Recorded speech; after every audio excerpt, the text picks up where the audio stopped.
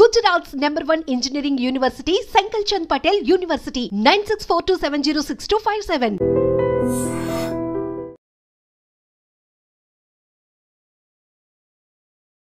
Hi hello నమస్తే, welcome back to Dream Media. ఈ రోజు మనతో ఉన్నారు విశ్వేశ్వర రెడ్డి గారు. ముఖ్యంగా యుఎస్ లో ఉన్న సిచ్యువేషన్స్ గురించి, అక్కడ అప్డేట్స్ గురించి ఒకసారి సార్ అడిగి తెలుసుకుందాం. సార్ అందరికి సుపరిచితులే, సో అక్కడ విషయాలు ఒకసారి తెలుసుకుందాం. నమస్కారం విశ్వేశ్వర రెడ్డి గారు. నమస్కారం సార్, లేటెస్ట్ అమెరికన్ అప్డేట్స్ చూసుకున్నట్లయితే ఫస్ట్ థింగ్, ఎవరైతే డిపెండబుల్ వీసా మీద అక్కడ ఉంటూ ఉంటారో, ఎవరైతే గ్రీన్ కార్డ్స్ మీద వెళ్ళి అక్కడ ఉన్న వాళ్ళు, స్పౌస్ అయి ఉండొచ్చు, పేరెంట్స్ అయి ఉండొచ్చు, వాళ్ళు ఎయిర్పోర్ట్స్ లో ఉన్న టైంలో, సెలవులకి ఇక్కడి నుంచి వచ్చి అక్కడికి వెళ్తున్న టైంలో అయి ఉండొచ్చు, వాళ్ళ పాస్పోర్ట్స్ చేతికి ఇచ్చేయమని అక్కడ అధికారులు చెప్తున్నట్టు కొన్ని వార్తలు వస్తున్నాయి. Is it true? ఒకవేళ నిజంగా అక్కడ ఇలా ఇమ్మని అడిగినట్లయితే ఎయిర్పోర్ట్ లో ఏం చేయాలంటారు?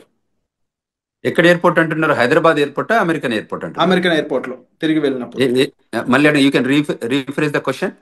సో ఎవరైతే డిపెండబుల్ వీసా మీద అమెరికాలో ఉంటున్నారో, గ్రీన్ కార్డ్ హోల్డర్, వాళ్ళ స్పౌస్ అయి ఉండొచ్చు, అంటే వాళ్ళ భార్య అయి ఉండొచ్చు, అంటే వాళ్ళ పేరెంట్స్ అయి ఉండొచ్చు, వాళ్ళు ఇండియాకి సెలవుల కోసం వస్తున్నా, వేరే వర్క్ మీద వస్తున్నా సరే, వాళ్ళు అక్కడ ఫ్లైట్ ఎక్కే ముందు, అక్కడ ఎయిర్పోర్ట్లోకి ఎంటర్ అయినప్పుడు వాళ్ళ పాస్పోర్ట్స్ తీసుకొని వాళ్ళని హోల్డ్లో పెట్టడం, వాళ్ళకి కొన్ని ఆంక్షలు విధించడం జరుగుతున్నాయి అని చెప్పేసి వార్తలు వస్తున్నాయి. Is it true? లేదు లేదు, కరెక్ట్ కాదు. అంటే రిటర్న్ లో ఇండియాకి వస్తున్నప్పుడు కదా ఇది. ఇండియాకి వచ్చేటప్పుడు ఏం అడగరు. ఇండియాకి వచ్చేటప్పుడు అది బికాజ్ అది హోమ్ కంట్రీ డిపార్చర్ కిందకి వస్తుంది. సో ఇండియన్ పాస్పోర్ట్ హోల్డర్స్ ఇండియాకి వెళ్ళాలనుకున్నప్పుడు ఎప్పుడైనా వెళ్ళొచ్చు. అక్కడ అమెరికాకి జీరో ఆబ్జెక్షన్ ఉంటుంది. అప్పుడు ఇండియా లోపలికి రావటప్పుడు ఇండియా వెరిఫై చేసుకుంటుంది వీళ్ళకి ప్రాపర్ పాస్పోర్ట్ ఉందా లేదా, వీళ్ళకి ప్రాపర్ ఇండియాకి వచ్చే ఎలిజిబిలిటీ డాక్యుమెంట్స్ ఉన్నాయి. అంటే ఎప్పుడైనా ఇమిగ్రేషన్ లాలో ఎలా ఉంటుందంటే, ఎవరు ఏ కంట్రీకి వెళ్తున్నారో ఆ కంట్రీ డాక్యుమెంట్స్ చూస్తారు తప్ప హోమ్ కంట్రీకి, అంటే where we born, birth place లో ఉన్న మనకి ఏదైతే పాస్పోర్ట్ ఉంటుందో వాళ్ళు ఎప్పుడు కూడా హోమ్ కంట్రీ వెరిఫికేషన్ ఉండదు. ఓకే. ఇన్ కేస్ ఇండియా నుంచి అమెరికా వస్తున్నప్పుడు, అమెరికాలో అక్కడ దిగుతారు కదా, అప్పుడు పరిస్థితి ఏంటి? అప్పుడు ఏంటంటే, అప్పుడు అమెరికా అంటే అసలు యాక్చువల్ గా ఇండియాలో హైదరాబాద్ లోనే ఎయిర్పోర్ట్ లో మనం టికెట్ తీసుకునే ముందు ఏం చేస్తుంటారంటే, వాళ్ళు టిపికల్ గా మనకి ఎందుకు వెళ్తున్నారు అడుగుతారు. అంటే నేను వర్క్ చేస్తున్నాను అనుకోండి, వర్క్ వీసా చూపించమంటారు. నేను ఆమె పర్మనెంట్ రెసిడెంట్ అంటే గ్రీన్ కార్డ్ చూపించమంటారు. ఆమె సిటిజన్ అంటే వాళ్ళు యుఎస్ పాస్పోర్ట్ అడుగుతారు. అంటే టిపికల్ గా మనకి బోర్డింగ్ పాస్ ఇచ్చే ముందే ఈ 3 వెరిఫికేషన్ చేసుకుంటారు వాళ్ళు. అంటే whether you are rightfully you are going to that foreign land అని వెరిఫై చేసుకున్నాకే మనకు బోర్డింగ్ పాస్లు ఇస్తారు. Otherwise they don't issue the boarding passes. అంటే ఇక్కడ ఇంకొక విషయం నేను అబ్జర్వ్ చేస్తుంది, అంటే నేను అక్కడ వచ్చిన వార్తలు చదివినప్పుడు కొన్ని వెబ్సైట్స్ లో అవి, వాళ్ళ భర్తకి ఎంతకాలంగా వాళ్ళు దూరంగా ఉన్నారు, ఇమీడియట్ గా పెళ్ళి అయితే ఎంతకాలం దూరం ఉన్నారు, వాళ్ళ మధ్యలో బాండింగ్ ఎలా ఉంది, ఇవి కూడా చెక్ చేస్తున్నారు అని, అవి గాసిప్స్ కిందే చూడాలి లేదా ఇందులో కూడా నిజంగా ఉంది? అంటే ఇందులో 2 types of we can look at it. అంటే కేస్ టు కేస్ వ్యారీ అవుతుంది. వాళ్ళ దగ్గర ఏంటంటే, ఎప్పుడైతే పోర్ట్ ఆఫ్ ఎంట్రీలో మన దగ్గర బోర్డింగ్ పాస్ తీసుకున్నాక వాళ్ళకి ఏం చేస్తారంటే, మన ఇమిగ్రేషన్ అయ్యాక మన ఫ్లైట్ అంటే ఏ రూపకంగా వస్తుంది అమెరికాకి అనేది, whether it's coming from Dubai, Qatar, what ever country, London ఎక్కడి నుంచి వస్తుందో, వచ్చే ముందు ఏం చేస్తారంటే, వన్స్ ద పొజిషన్ క్లోజ్డ్ అయిన తర్వాత ఈ డేటా అంతా యుఎస్ పంపిస్తారు. యుఎస్ పంపించాక ఆ డేటా అంతా వాళ్ళకి బ్యాక్గ్రౌండ్ చెక్ ఎఫ్బిఐకి వెళ్ళిపోయి మళ్ళీ వీళ్ళ దగ్గరకు వస్తుంది, ఏది సిబిపి ఆఫీస్కి వస్తుంది. వచ్చిన దగ్గర వెరిఫై చేసుకుంటారు వీళ్ళు ఎక్కడి నుంచి వస్తున్నారు, వీళ్ళ బ్యాక్గ్రౌండ్ ఏంటి, వీళ్ళది ఎనీ ఇష్యూస్ ఉన్నాయా, అంటే ఇమిగ్రేషన్ ఇష్యూస్ ఉన్నాయా. In case if there is an immigration issues, వాళ్ళు ఏం చేస్తారంటే పిలిచి అక్కడ పోర్ట్ ఆఫ్ ఎంట్రీలోనే జనరల్ ఇన్స్పెక్షన్ చేయొచ్చు, రిగరస్ ఇన్స్పెక్షన్ చేయొచ్చు, సెకండరీ ఇన్స్పెక్షన్ చేయొచ్చు. సో ఈ 3 టైప్స్ ఆఫ్ ఇన్స్పెక్షన్ జరుగుతాయి. జనరల్ ఇన్స్పెక్షన్ అంటే వాళ్ళకి తెలిసిపోతుంది, అంటే గ్రీన్, ఎల్లో, రెడ్ ఛానల్ లాగా మనం ఇక్కడ పోర్ట్ ఆఫ్ ఎంట్రీలో ఉంటాయి చూడండి, అట్లా కస్టమ్స్ లలో green, red, yellow channel type. ఇది కూడా టిపికల్ గా ఎలా ఉంటుందంటే, వాళ్ళకి if they have background, very good background ఉంటే లోపలికి స్మూత్ గానే అడుగుతారు, కపుల్ ఆఫ్ క్వశ్చన్స్ అడిగి రాణిస్తారు. లేదు ఇంకా వాళ్ళకి డౌట్ ఉంటే ఒక 10 క్వశ్చన్స్ అడుగుతారు. ఇంకా బాగా డౌట్ ఉంటే ఏం చేస్తారంటే, వాళ్ళ ఫోల్డరు, ప్యాకెట్, పాస్పోర్ట్ అన్ని తీసుకొని సెకండరీ ఇన్స్పెక్షన్ అని ఒక పక్క రూమ్ తీసుకెళ్తారు. అక్కడ తీసుకెళ్లి ఒక 4-5 అవర్స్ కూర్చోబెట్టి ఆ 4-5 అవర్స్ లోపల ఏం చేస్తారంటే, వాళ్ళ పాస్పోర్టు, వాళ్ళ ఫోను, వాళ్ళ కంప్యూటరు, వాళ్ళ అన్ని తీసుకొని కూర్చోబెట్టి ఈ 4-5 అవర్స్ లోపల, అంటే వాట్ ఎవర్ దట్ స్టిపులేటెడ్ టైంలో వీళ్ళు ఏం చేస్తారంటే వాళ్ళ బ్యాక్గ్రౌండ్ చెక్ చేస్తారు. కంట్రీలో ఎప్పటి నుంచి వచ్చారు, ఎప్పుడు ఉన్నారు, ఇది మొదటిసారి వచ్చిందా, లేకపోతే ఎన్నిసార్లు ఉన్న దానిలో ఇప్పుడు H1 మీద ఉంటే ఎవరు ఏ ఎంప్లాయర్ దగ్గర పనిచేస్తున్నాడు, ఎంప్లాయర్ దగ్గర అసలు జాబ్ ఉందా లేదా, అంటే టిపికల్ గా దే వెరిఫై ఎవ్రీథింగ్. ఒకవేళ ప్రయర్లీ ఏదైనా ఉంటే ఈయనకి ఏదైనా స్పీడింగ్ టికెట్లు ఉన్నాయా, లేకపోతే ఇంకేదైనా క్రిమినల్ రికార్డ్ ఉందా, you know what I'm talking, and everything they will verify. అక్కడ ఏదైనా వయలేషన్స్ ఉన్నాయని గమనిస్తే ఆ సెకండరీ ఇన్స్పెక్షన్ లో గుర్తుపడితే ఏం చేస్తారంటే వాళ్ళని మళ్ళీ ఇంటర్వ్యూ ప్రాసెస్ లో తీసుకెళ్తారు. తీసుకెళ్లి ఆ ఇంటర్వ్యూలో ఒకవేళ వాళ్ళు వయలేట్ చేసిన ఏమైనా ఉంటే ప్రజెంట్ చేస్తారు. దీస్ ఆర్ ద సిచ్యువేషన్స్ ఉన్నాయి, వాట్ యూ థింక్ అంటే వాళ్ళు మనం అగ్రి అయ్యాం అనుకోని, అగ్రి అయితే వాళ్ళ వీసా క్యాన్సిల్ చేసేసి మళ్ళీ అక్కడ నుండి డిపోర్ట్ చేస్తారు. అంటే ఇప్పుడు ఫర్ ఎగ్జాంపుల్ జనరల్గా అమెరికా పెళ్ళికొడుకు అంటే ఎక్కువ మంది ఇంపార్టెన్స్ ఇస్తూ ఉంటారు. ఆ రకంగా ఎప్పుడైనా వాళ్ళ అమ్మాయిని తిరిగి అక్కడ పంపినప్పుడు డిపెండబుల్ వీసా మీద అమ్మాయి వెళ్తుంది కాబట్టి కరెక్ట్, H4 వీసా అమ్మాయిని, మీద వస్తారు. కానీ ఆ అమ్మాయి బాగా చదువుకున్న అమ్మాయి అనుకోవచ్చు, ఎంటెక్ పర్సన్ అయి ఉండొచ్చు. ఇన్ కేస్ ఆవిడ నేను ఇక్కడ కూడా జాబ్ చేస్తాను ఏమన్నా పొరపాటు అక్కడ రివీల్ చేసి ఉంటే అప్పుడు సిచ్యువేషన్ ఎలా ఉంటుంది? ఆ పాసిబిలిటీ, అదే ఆ ఇంటర్వ్యూయింగ్ ప్రాసెస్ అని ఇంతకుముందు చెప్పాను కదా. So Hmm. యూజువల్ గా మనం ఏం చేస్తామో H4 మీద ఉంటే తక్కువ క్వశ్చన్స్ అడుగుతారు, ఎందుకంటే they are not primary. In case వాళ్ళకి బాగా డౌట్ వస్తే వాళ్ళు అడగొచ్చు. అడిగితే ఆ పొటెన్షియల్ థింకింగ్ ఉంటే అప్పుడు ఆలోచిస్తారు, కానీ మెజారిటీ 98% పెద్ద ఇష్యూస్ ఏమి ఉండవు దానికి. ఎందుకంటే అండ్ H1 వాళ్ళని బాగా వెరిఫై చేస్తారు, గ్రిల్ చేస్తారు, make sure that they have a job or not అని వెరిఫై చేసుకుంటారు. అండ్ H1 వాళ్ళు ఎలాంటి జాగ్రత్తలు తీసుకోవాలంటారు అక్కడ ఇంటర్వ్యూ కానీ అక్కడ క్వశ్చన్ చేసినప్పుడు? తప్పకుండా వాళ్ళు H1B హోల్డర్ అసలు ఫస్ట్ ఆఫ్ ఆల్ మేము ఇండియాకి వెళ్ళొద్దనే సజెషన్ చేస్తున్నాం ఈ టైంలో పర్టికులర్ గా. ఇన్ కేస్ వాళ్ళు ఇండియాకి వెళ్ళాల్సి వచ్చి ఎమర్జెన్సీ సిచ్యువేషన్ వెళ్ళాల్సి వస్తే వచ్చే ముందు మీరు ఏదైతే ఎంప్లాయర్ దగ్గర పని చేయబోతున్నారో ఆ ఎంప్లాయర్ దగ్గర నుంచి ఒక క్లయింట్ లెటర్ కానీ, మీ ఎంప్లాయ్మెంట్ లెటర్ కానీ, మోస్ట్ రీసెంట్ పే స్టెప్స్ కానీ, లాస్ట్ W2s కానివ్వండి, ఇవి మీరు ఒక ఫోల్డర్లో పెట్టుకోండి. వాళ్ళు వచ్చి అడిగినప్పుడు మీరు ఫేర్ గా చూపించేటట్టు, అంటే పాస్ట్ 2-3 ఏళ్ల నుంచి ఆ కంపెనీతో పనిచేసి ఉంటే వాళ్ళ కంపెనీ W2s కానివ్వండి, మోస్ట్ రీసెంట్ గా మనం ఇయర్లో పే స్టబ్స్ ఉంటాయి, ఎవ్రీ మంత్ కానీ 15 days కానీ పే స్టబ్స్ ఉంటాయి, అవి హోల్డ్ చేయడం కానీ, తర్వాత ట్యాక్స్ రిటర్న్స్ కానీ ఏవైతే ఉంటాయో అది కూడా, తర్వాత ఏదైతే క్లయింట్ లొకేషన్లో పనిచేస్తున్నారో వాళ్ళ బ్యాడ్జ్ ఉంటుంది, ఆ కంపెనీ బ్యాడ్జ్ ఉంటుంది కదా, ఆ బ్యాడ్జింగ్ కూడా పెట్టుకొని ఉంటే జాగ్రత్తలు ఉంటే వాళ్ళు ఏ క్వశ్చన్స్ అడిగినా మనం 1 by 1 మనం ప్రజెంట్ చేయగలిగితే ఏమవుతుంది అంటే వాళ్ళకి కూడా కాన్ఫిడెన్స్ వస్తుంది. అవును, దిస్ గైజ్ వర్క్ ప్లేస్ లో ఉంది, ఈయనకి పర్మనెంట్ ఎంప్లాయ్మెంట్ ఉంది అక్కడ, సో అంచేత మనం ఆయనని వెల్కమ్ చెప్పాలి అన్నట్టు ఉంటుంది. వాళ్ళు వెరిఫై చేసుకొని అవన్నీ వ్యాలిడ్ ఉంటే తప్పకుండా వాళ్ళు వెల్కమ్ చెప్తారు, అండ్ విత్ గుడ్ మూమెంట్స్ తో వెల్కమ్ చెప్తారు. అండ్ సార్ ఎలాంటి సినారియోలో అయినా ఇన్ కేస్ అక్కడ ఆఫీసర్స్ అంటే ఇక్కడ పర్సన్ ని పాస్పోర్ట్ హ్యాండ్ ఓవర్ చేయమనే సిచ్యువేషన్ వస్తుందంటారా? ఎలాంటి సిచ్యువేషన్ లో రావచ్చు వస్తే? ఇప్పుడు సెకండరీ ఇన్స్పెక్షన్కి వెళ్ళినప్పుడు మనం తప్పకుండా పాస్పోర్ట్ హ్యాండ్ ఓవర్ చేయాల్సి వస్తుంది. ఓకే. సెకండరీ ఇప్పుడు మనం ఏదైతే ప్రైమరీ ఇన్స్పెక్షన్ అంటే ప్రతి దానికి వాళ్ళు పాస్పోర్ట్ తీసుకుంటారు, పాస్పోర్ట్ స్కాన్ చేస్తారు, వాళ్ళ దగ్గర కంప్యూటర్ ఉంటుంది కదా. ఇప్పుడు you're Indian, you're coming on F1 visa, so passport తీసుకుంటారు, ఫింగర్ ప్రింటింగ్ తీసుకుంటారు, తర్వాత ఐరిష్ చెక్ చేస్తారు, పిక్చర్ తీస్తారు, ఫింగర్ ప్రింటింగ్ టోటల్ 10 fingers అంటే 2 hands పెట్టి 10 fingers చెక్ చేసుకున్న తర్వాత ఇంటర్వ్యూ క్వశ్చన్స్ ఉండి దాని తర్వాతనే పంపిస్తారు. ఈ పాస్పోర్ట్ అందులో స్కాన్ చేస్తేనే అప్పుడు వాళ్ళకి డీటెయిల్స్ అన్ని వస్తాయి కదా. So 100% they collect the passport. Only thing ఏంటంటే గ్రీన్ లాగా ఉంటే మళ్ళీ they will hand over everything, passport ఇచ్చేసి నో వెల్కమ్ టు అమెరికా అని చెప్పేసి పంపించేస్తారు. సో అది H1B ఏదంటే వాళ్ళ ఎంప్లాయ్మెంట్ ఉందా లేదా వెరిఫై చేసుకొని ఆ క్వశ్చన్స్ అడుగుతారు, ఎక్కడ పని చేస్తున్నారు, ఏంటి, ఏ జాబ్ చేస్తున్నారు, ప్రోగ్రామ్ అనలిస్టా ఏంటి అంటే డేటా అనలిస్టా, దోస్ కైండ్ ఆఫ్ క్వశ్చన్స్ అన్నట్టు. సో క్లయింట్ లొకేషన్ లో జాబ్ ఉందా వెరిఫై చేసుకొని, మీ ఎంప్లాయర్ తో టచ్ లో ఉన్నావా, అంటే దీస్ ఆర్ ద కొన్ని కామన్ మినిమం క్వశ్చన్స్ ఉంటాయి కదా. ఆ మినిమం క్వశ్చన్స్ అడిగాక మళ్ళీ దే హ్యాండ్ ఓవర్, లోపలికి వెళ్ళాక ఫస్ట్ పాస్పోర్ట్ తీసుకొని క్వశ్చన్స్ అడిగాక మళ్ళీ పాస్పోర్ట్ హ్యాండ్ ఓవర్ చేస్తారు. సో పాస్పోర్ట్ తీసుకోవడం అనేది ఒక common practice. Only American citizens అయి ఉండి వాళ్ళకి గ్లోబల్ ఎంట్రీ ఉంటే తప్ప వీళ్ళని యూజువల్ గా గ్లోబల్ ఎంట్రీ ఉన్న వాళ్ళకి ఎలా ఉంటుందంటే వాళ్ళకి ఐరిష్ తో టెస్ట్ చేస్తారు, వాళ్ళకి ఇండిపెండెంట్ గా వాళ్ళే స్కాన్ చేసుకోవచ్చు, వాళ్ళే పిక్చర్ దిగొచ్చు. ఇప్పుడు యాప్ కూడా వచ్చింది, గ్లోబల్ ఎంట్రీ యాప్. సో అందులోనే వాళ్ళు ఫోటోలు తీసుకొని సబ్మిట్ చేస్తారు, సిబిపి ఆఫీసర్ వెరిఫై చేసుకొని ఎవ్రీథింగ్ గుడ్ ఉందంటే వాళ్ళ ఈవెన్ పాస్పోర్ట్ కూడా అడగరు, యూ కెన్ గో అని చెప్పేస్తారు. ఎందుకంటే వాళ్ళకి బ్యాక్గ్రౌండ్ చెక్లు, వ్యాలిడేషన్ అంతా జరుగుతుంది కాబట్టి.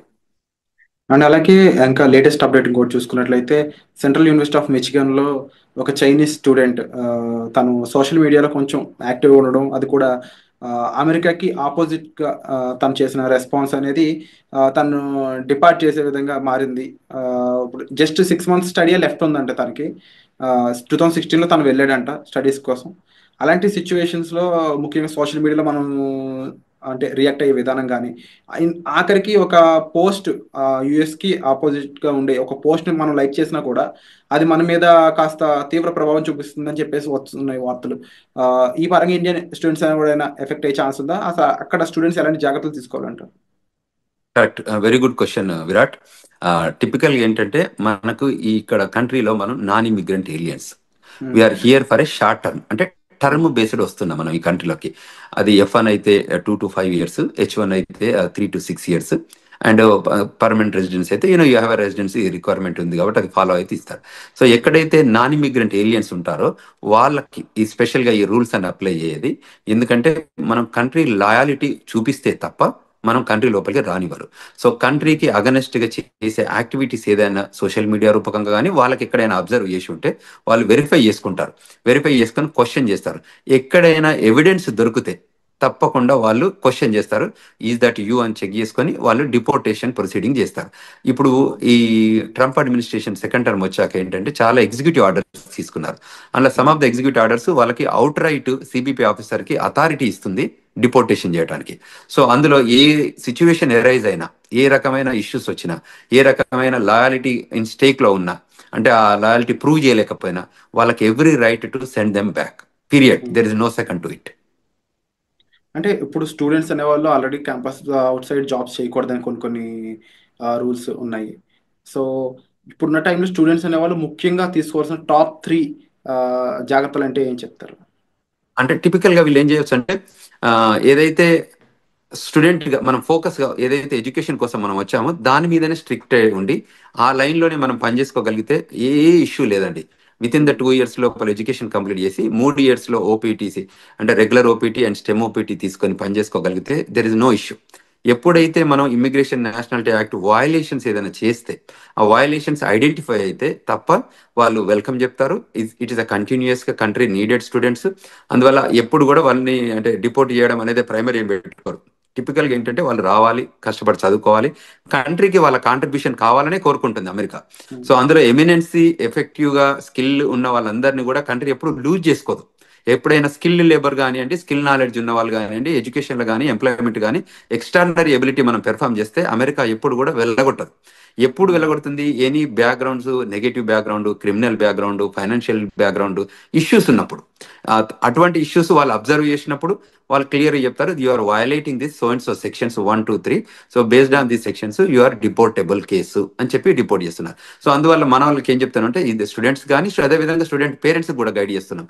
ఎందుకంటే ఇప్పుడున్న కరెంట్ జనరేషన్లో, కరెంట్ సిచ్యువేషన్లో, జనరేషన్ మీన్స్ ఏంటంటే ఇది డిజిటల్ ఏజ్ జనరేషన్. అంతకుముందు ఏంది first generation, second generation type, ఇప్పుడు డిజిటల్ ఏజ్ జనరేషన్ వచ్చింది. సో మీరు ఏది చేసినా అక్కడ ట్రాక్ అవుతుంది. సో మనం అందులో తప్పించుకోవడానికి ఛాన్స్ లేదు. కాబట్టి మనం ముందే జాగ్రత్త పడి మిస్టేక్స్ చేయకుండా ప్రాపర్ గైడెన్స్ తీసుకొని, ఇప్పుడు మాలాగా సీనియర్స్ ఉన్న వాళ్ళు కాకుండా ఇక్కడ ఏదైనా ఇమిగ్రేషన్ లా ఫర్మ్స్ ఉన్నా కూడా రైట్ఫుల్ గైడెన్స్ తీసుకొని వాళ్ళు చేసే ప్రతి యాక్షన్లో కూడా బిఫోర్ దే యాక్ట్ ఈ గైడెన్స్ తీసుకొని ముందుకెళ్ళగలిగితే that is the best option to do. ఇంకేదన్నా వాళ్ళకి గైడెన్స్ కావాలన్నా ఈ రూపకంగా మన వీడియోస్ చూడడం రూపకంగా ఐ డ్రీమ్స్లో ఈ రకరకాల వీడియోస్ మనం ప్రొడ్యూస్ చేస్తున్నాం కదా, వాటిల్లో చూసి వెరిఫికేషన్ చేసుకొని ఇంకేదైనా క్వశ్చన్స్ ఉంటే they can approach us. We're here to help them students, we're here to help them skilled labour H1B వాళ్ళు కానీ, ఈవెన్ గ్రీన్ కార్డ్ హోల్డర్స్ కానీ సెవరల్ కన్ఫ్యూజన్స్ వస్తున్నాయి. ఎందుకంటే ఎవ్రీడే ఒక ఎగ్జిక్యూటివ్ ఆర్డర్ లాగా ఇమిగ్రేషన్ లా వస్తున్నాయి కాబట్టి వాళ్ళకి ఆ గైడెన్స్ కావాలి. సో ఆ గైడెన్స్ తీసుకొని వాళ్ళు యాక్టివ్ చేయగలిగితే వాళ్ళు సేఫర్ హ్యాండ్స్లో ఉంటారు అనేది మనం ఇక్కడ తీసుకోవాల్సిన జాగ్రత్తలు తీసుకోవాలి. అలాగే విశ్వేశ్వర్ గారు, ముఖ్యంగా H1B వీసాకు సంబంధించి చాలా చేంజెస్ రాబోతున్నాయి, ఎలిజిబిలిటీ క్రైటీరియాలో కూడా చేంజెస్ రాబోతున్నాయని తెలుస్తూ ఉంది. ఇన్కేస్ చేంజెస్ అనేవి చేసినట్లయితే ఎలాంటి విషయాల్లో చేంజెస్ చేసే అవకాశం అనేది ఉంటుందంటారు? అంటే there are number of things. America ఏం చేస్తుందంటే every time they will revive and define new things. అంటే ప్రయర్గా జరుగుతున్న ఇష్యూస్ కానీ అడ్రస్ చేసుకుంటూ వాళ్ళకి ఎవ్రీ మంత్ ఒక మీటింగ్ జరుపుకుంటారు. ఆ మంత్ మీటింగ్లో అనాలిసిస్ చేస్తారు, ఏదైనా ఇష్యూస్ ఉన్నాయా, కన్సర్న్స్ ఉన్నాయా, ఏమన్నా మన కంట్రీ ఇంపాక్ట్ ఏదైనా అవుతుందా, దీనివల్ల బెనిఫిట్ అవుందా ఈ ప్రోగ్రామ్ని ఏమైనా చేంజ్ చేయాలా. అంటే ఇది డిపార్ట్మెంట్ ఆఫ్ లేబర్ ప్రోగ్రామే కానివ్వండి, ఇది డిపార్ట్మెంట్ ఆఫ్ స్టేట్ ప్రోగ్రామ్ కానివ్వండి, ఇది USCIS ప్రోగ్రామ్ కానీ, ఏ ప్రోగ్రామ్స్ అయినా కూడా వాళ్ళు డిఫైన్ చేసుకుంటారు. అది ఎడ్యుకేషన్, డిపార్ట్మెంట్ ఆఫ్ ఎడ్యుకేషన్ అంటే గవర్నమెంట్లో ఏ ప్రోగ్రామ్ ఉన్నా కూడా ఆ ప్రోగ్రామ్ మీద అనాలిసిస్ చేసుకుంటారు. ఇది కంట్రీ ఇంట్రెస్ట్లో పనిచేస్తుందా, కంట్రీకి ఏమైనా బెనిఫిట్ అవుతుందా, how we can redefine and the best process and best possible opportunity to grow this country అని చూస్తారు. అందులో ఏమన్నా మనకి కన్సర్న్స్ ఉన్నాయనుకుంటే వాటిని కరెక్ట్ చేస్తారు. ఆ కన్సర్న్ కరెక్ట్ చేసే ప్రాసెస్లోనే వాళ్ళు ఈ చేంజెస్ తీసుకొస్తారు. అందులో ఇప్పుడు ఎంప్లాయ్మెంట్ ఇష్యూస్ ఉన్నాయనుకోండి, ఆ ఎంప్లాయ్మెంట్ దానిలో చేంజ్ చేస్తారు, ఓపీటీలో చేంజ్ చేస్తారు. ఒకప్పుడు వాళ్ళకి లేని ఓపీటీలో ఓపీటీ క్రియేట్ చేశారు, ఓపీటీ తర్వాత 36 months ఇచ్చారు. సో అమెరికా ఇప్పుడు ఏంటంటే వాళ్ళకి స్కిల్డ్ లేబర్ కావాలి. అంటే నాలెడ్జబుల్ పీపుల్ కావాలి, who can make and break the greatest technology evolution లో చేయగలిగే పీపుల్ ఉంటే వాళ్ళని తీసుకొని ముందుకు ప్రొడ్యూస్ చేసుకొని ఆ కంట్రీ బెనిఫిట్ లో పనిచేపించుకుంటారు. కాబట్టి ఆ లైన్ లో ఉన్న వాళ్ళకి ఏ మాత్రం ఇష్యూ లేదు, ఆ లైన్ లో పనిచేసేటట్టు మన వాళ్ళు ఉండాలి. అండ్ యూజువల్ గా ఇండియన్ పీపుల్ టెండెన్సీ ఏంటంటే they are gem of the gems in education, STEM, science and technology, engineering, mathematics లో మనంత గొప్పగా ప్రపంచంలో ఎక్కడ ఉండరు. సో ఆ స్కిల్ని మనం ప్రాపర్గా ఎగ్జిబిట్ చేయగలిగితే, ఆఫీసర్ ముందు కానివ్వండి, ఇంటర్వ్యూవర్ ముందు కానివ్వండి, గవర్నమెంట్ ముందు కానీ చేయగలిగితే మనకు ఇట్స్ రెడ్ కార్పెట్ వెల్కమ్ ఉంటుంది. అది గుర్తించితే మనం తప్పకుండా ముందుకు ఎదగడానికి ఆస్కారం ఉంటుంది. Wonderful sir. And episode close చేసే ముందు ఒక మాట స్టూడెంట్స్ కానీ లేకపోతే అక్కడ ఎంప్లాయీస్ కానీ డిపెండబుల్ వీసా మీద ఉన్న వాళ్ళకి ఓవరాల్గా వీరందరికీ మీరు చెప్పే మాట ఏంటి? ఏదైనా ఇప్పుడున్న కొత్త ట్రెండ్స్ మనకి ఎవ్రీ టైం జరుగుతున్నాయి కాబట్టి ఏంటంటే న్యూ ఎగ్జిక్యూటివ్ ఆర్డర్స్ వస్తున్నాయి కాబట్టి, ఇప్పటికే వచ్చినాయి కాకుండా ఫ్యూచర్ కూడా రాబోతున్నాయి కాబట్టి, సో మీరు వెల్ ఇన్ఫార్మ్డ్గా ఉండాలి, అందరితో కనెక్ట్ ఉండాలి. సో మనకు తెలిసిందే కరెక్ట్ అని అనుకోవద్దు. సో తప్పకుండా you take good guidance from non profit organisations కానీ మమ్మల్ని అప్రోచ్ అయితే మేము వీఆర్ దేర్. మేము చెప్తున్నాం గ్లోబల్ తెలంగాణ ద్వారా కూడా వాళ్ళకి ఈమెయిల్ రూపకంగా కానీ ఫోన్ రూపకంగా కానీ మేము ఫోన్ నెంబర్స్ కూడా ఇచ్చాము. సో అమెరికాలో ఉన్నాం కాబట్టి అదేవిధంగా మనకి ఏదైనా law firm, immigration law firm guidance కానివ్వండి, సజెషన్స్ కానివ్వండి తీసుకోవాలి. ఇవాళ మేము yesterday organised global Telangana association ద్వారా ఒక సెమినార్ ఆర్గనైజ్ చేశాము, వెబినార్ ఆర్గనైజ్ చేశాము. బ్రహ్మాండంగా ఒక 1000 మంది జాయిన్ అయ్యారు.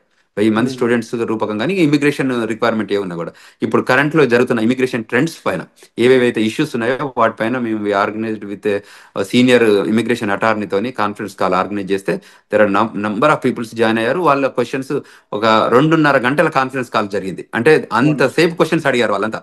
So it is very informable. అట్లా ముందుకు వచ్చి తెలుసుకోగలిగితే that is the greatest thing. So మేము అదే చెప్తున్నాం. అది F1 కానివ్వండి, H1 కానివ్వండి, గ్రీన్ కార్డ్ హోల్డర్స్ కానివ్వండి, ఈవెన్ సిటిజన్స్ కానివ్వండి, ఈ కంట్రీ రిక్వైర్మెంట్స్ ఏమున్నాయి, ఇప్పుడు సిటిజన్షిప్ అయినా కూడా గ్రీన్ కార్డ్ అయినా కూడా మనం ఈ AR11 అప్డేట్ చేస్తున్నామా, మనం F1 H1 వాళ్ళు కూడా AR11 అంటే స్టేటస్ మనకి అడ్రస్ అప్డేట్ చేస్తున్నామా, లేకపోతే రిజిస్ట్రేషన్ రిక్వైర్మెంట్స్ అప్డేట్ చేస్తున్నామా. మనం ఈ కంట్రీలోకి వచ్చాం కాబట్టి మనం ఈ కంట్రీ నామ్స్ అంటే లా ఆఫ్ ద ల్యాండ్ ఎలా ఇమిగ్రేషన్స్ ఉన్నాయో, ఇమిగ్రేషన్ నేషనల్ యాక్ట్ రూల్స్ ఏది ఉన్నాయో మనకు తెలిస్తే ఫాలో అయిదాం, తెలియకపోతే తెలుసుకొని ఫాలో అయిదాం. Bottom line we need to follow the rules. So if you follow the rules there is no issue. This country is the best country to live and this the best country to welcoming. And the country people కూడా చాలా బాగుంటారు. మనం కూడా grow కావడానికి opportunity ఉంటుంది. మన పిల్లలకు కూడా చాలా కంఫర్టబుల్గా సెటిల్ అవుతారు. సో అక్కడ ఉన్న చదువుకునే స్టూడెంట్స్ అయి ఉండొచ్చు, వర్క్ చేసే వాళ్ళు అయి ఉండొచ్చు, ఎవరు కూడా ఇన్సెక్యూరిటీస్ ఏం పెట్టుకోకుండా ప్రాపర్గా ప్రొఫెషనల్స్ని కలిసి మీ డౌట్స్ అనేవి సాల్వ్ చేసుకోగలిగినట్లయితే మీరు ఒక సేఫ్ అండ్ సెక్యూర్ లైఫ్ అక్కడ లీవ్ చేయొచ్చండి. దాంతోపాటుగా అంతగా మిమ్మల్ని ఇబ్బంది పెట్టే విషయం అయితే మాత్రం తప్పకుండా ఇమీడియట్లీ మీరు ఒక ప్రొఫెషనల్ కానీ ఎంబసీ సైడ్ పీపుల్ కానీ లేకపోతే అక్కడ లా ఫీమ్ సంబంధించిన పర్సన్స్ అయి ఉండొచ్చు, లేకపోతే మన విశ్వేశ్వరరావు గారు లాంటి ప్రొఫెషనల్స్ మీరు కలిసినట్లయితే కాస్త జాగ్రత్తలతో పాటుగా మీకు కాస్త గైడెన్స్ ఇచ్చే ఛాన్సెస్ అనేవి దొరుకుతాయి. సో తప్పకుండా మీరు తీసుకునే ఇనిషియేషన్స్ అనేవి చాలా గ్రేట్ విశ్వేశ్వర్ గారు. తప్పకుండా మీరు కండక్ట్ చేసే వెబినార్స్ అయి ఉండొచ్చు, లేకపోతే ఇలా ఇంటర్వ్యూస్ రూపంలో అయి ఉండొచ్చు, చాలా ఇన్ఫర్మేషన్ని చాలా మందికి అందిస్తూ ఉన్నారు. So we're thankful and thank you so much for great information. మరిన్ని అప్డేట్స్ పై త్వరలోనే మరొక ఇంటర్వ్యూతో మీ ముందుకు వస్తాం. Thank you so much.